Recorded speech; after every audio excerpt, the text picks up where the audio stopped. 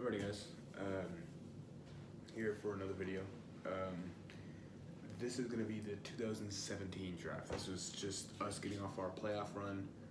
We genuinely did a really good job this year. We genuinely did a good job in the regular season. And honestly, defense, we were pretty set. We had Kiko Alonso, who at that point was top 20 in tackles. Issa Abdul Qadis, which a lot of Miami Heat, I was just talking about the Miami Heat, sorry. Miami Dolphins don't really know, but he was like actually pretty talented. He went to the Lions, I think, after that. He was either with the Lions before or he was with the Lions after that. Ndamukong Suh, Rashard Jones had that big year that year. Yeah, I mean, like, literally it was a really good season for us. Cameron Wake had 11 and a half sacks. Literally, like, our defense was just on it this year. I think we were the 6th seed, and we played the Steelers that season. Ryan Tannehill got injured, and then Matt Moore took over. I think if circumstances were different, I think the Heat Miami would have absolutely won that game against Pittsburgh. I think we had beat Pittsburgh earlier. Actually, I'm wrong on that one. We did not beat Pittsburgh that year. But just gonna hop right into it. This year this year was a stacked draft. Myles Garrett, Jamal Adams. I mean, there was a lot of receiver busts this year, and there was a lot of room to improve from like playoff team to like Super Bowl contender for the Dolphins this year. We were looking for someone to pair up with Cameron Wake and Ndamukong Suh. And honestly, this draft, I think, is the reason that Ndamukong Suh left. Because we did such a bad job, and it was so obvious. So I'm just going to hop right into it. First pick, Charles Harris. I don't really think I need to say anymore about this entire draft. We could have went any other way. We could have done anything different. And yet we picked Charles Harris. I'm going to list for you guys the people that were drafted after Charles Harris. And I'm going to leave out the players that play his position. Evan Ingram, Garyon Conley, Jabril Peppers, Takaris McKinley, which didn't really work out for the Falcons, Tre'Davious White, David Njoku, Reuben Foster, Ryan Ramczyk, Buda Baker, who's a Pro Bowler actually right now, Marcus May, who gets injured every now and then, but he's pretty talented. Dalvin Cook, but we had Jay Ajayi, that was his breakout year. Tyus Bowser, who I think is doing really well. Joe Mixon, and then we have the next pick. Now let me tell you guys the players that were picked after Charles Harris that play his position. Again, Takaris McKinley didn't really work. It hasn't really worked out for the Atlanta Falcons. He has 16 sacks though, so he's getting in the backfield obviously. Taco Charlton, which we now have. TJ Watt. It's pretty much unbelievable that we picked Charles Harris. Now I'm gonna take a second. This video is gonna be a little longer than others. I'm gonna list the players that have been drafted after Charles Harris and that have had more sacks than him. Takaris McKinley has 13 more sacks than Charles Harris, and he's considered a bust. Taco Charlton has more sacks than Charles Harris, who is also labeled a bust, and kind of is peaking at breaking out with the Dolphins. TJ Watt has 31 more sacks than Charles Harris. Buda Baker has the same amount of sacks as Charles Harris. Tyus Bowser has 5 more sacks than Charles Harris. Ryan Anderson, don't even know who that is, has more sacks than Charles Harris. DeMarcus Walker has more sacks than Charles Harris. Dalvin Tomlinson has more sacks than Charles Harris. Zach Cunningham, don't even know who that is, has more sacks than Charles Harris. Tona Kapazangan has more sacks than Charles Harris. He doesn't have more sacks. Larry Ugjabogi has more sacks than Duwan Smoot. I can't even say his name. I don't even know what his name is. Terrell Boschman has more sacks. Jordan Lewis. You guys don't even know who these players are. I don't know who these players are. I never want to know who these players are. We picked Charles Harris first round above TJ Watt. Charles Harris was supposed to be picked in the second round in the first place. Nobody had him. Nobody had him sneaking up into the first round. I mean, maybe one or two people that have like the worst draft analysis history in the world. He was overweight for an offensive linebacker in the first place. He had bad hands, heavy, came up high. TJ Watt was the perfect pick for us. And the scheme that we were using, it was perfectly placed right on the other side of camera right. His last name is Watt.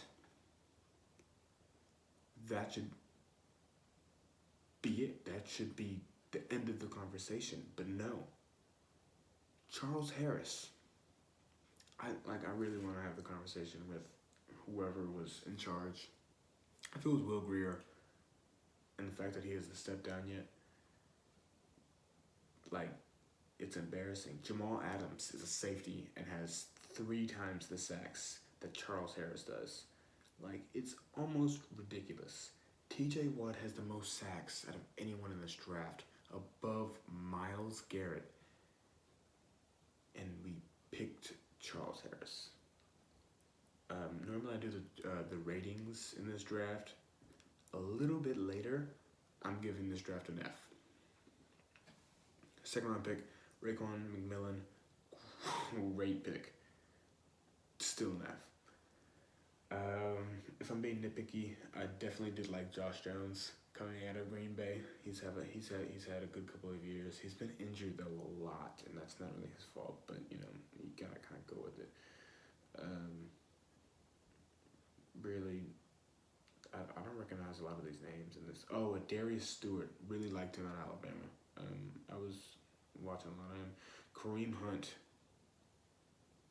one of the best players in the league right now, and picked Charles Harris. Yeah, all right. Getting on from that. Oh, Shaquille Griffin was also. Oh, I was about to say he has more sacks than Charles Harris. Might as well.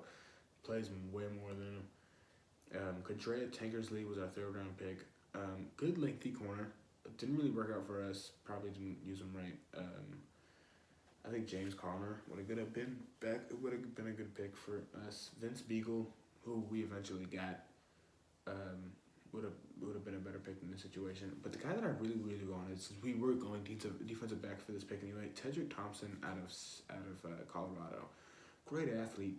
He was really talented, and now that I'm looking at it, right after him is Eddie Jackson, the Pro Bowler.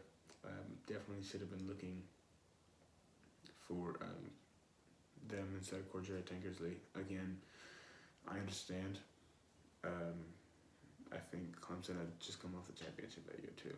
So actually, I might be wrong. It might have been Alabama, but still, I think definitely Eddie Jackson was he was slept on in this draft, and I don't really blame him. Cordrea Tankersley was actually was a guy. I mean, I didn't really like him as much, but he's definitely a pretty talented guy, pretty talented player. And next after that would be Mike Asiata, who, to be completely honest with you, wasn't a bad pick. I would have picked Markel Lee, but we already drafted our middle linebacker with Raekwon McMillan. For me, I probably would have put Raekwon at outside linebacker and plugged him in Markel Lee, and kind of solidified our linebacker core. And then we drafted Jerome Baker the next year.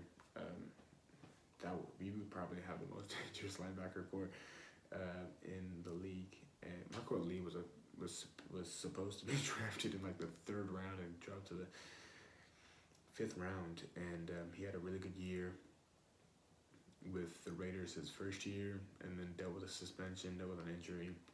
So it really hasn't really worked out that well for him in Oakland, but can't really blame him. It's Oakland. And Nathan Peterman was drafted after Isaac Asiata, so that, I mean, at least we didn't absolutely terribly destroy this draft, 100%.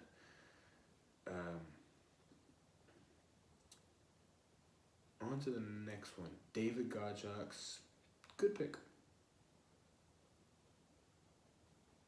That's all I gotta say about that. Decent pick. Wouldn't really have picked anybody else. It was the fifth round. This draft wasn't that deep. After the third round, there was really nothing to go after. Vincent Taylor. Really wish we kept him. He was a plug guy.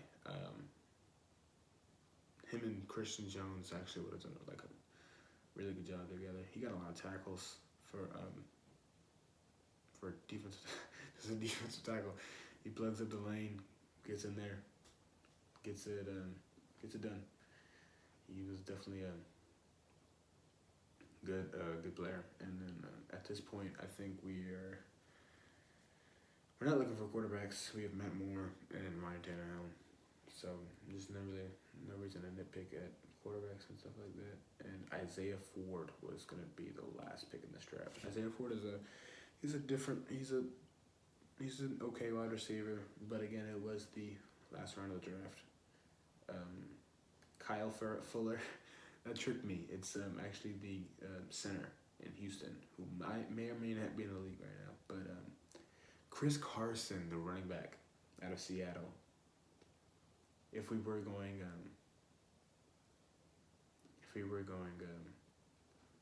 what's it called, skills, that would have been really interesting to see him come in and have done some damage. But yet again, other than Charles Harris, if we had drafted T.J. Watt, this draft probably would have been an A or maybe a B+. Didn't make too many mistakes in this draft. Again, hindsight is 2020. I don't remember every guy that I was, every player that I was looking at in college, but definitely, like, we all knew Charles Harris before T.J. Watt was a stupid decision. You know what? I'll give him a D-. It was solid, except for Charles Harris. Still can't even believe that was the choice that we made. But again, it's the Dolphins. This is what this YouTube is about. It's just going back, just pointing out the obvious. And I'm going to be doing a lot more videos like this, just seeing how it goes. And then, yeah. Next video you guys are going to be seeing is 2016. That draft that year. Don't necessarily remember how good we were that year, but it'll be interesting to see. All right, you guys have a great day. All right, I'll talk to you guys later.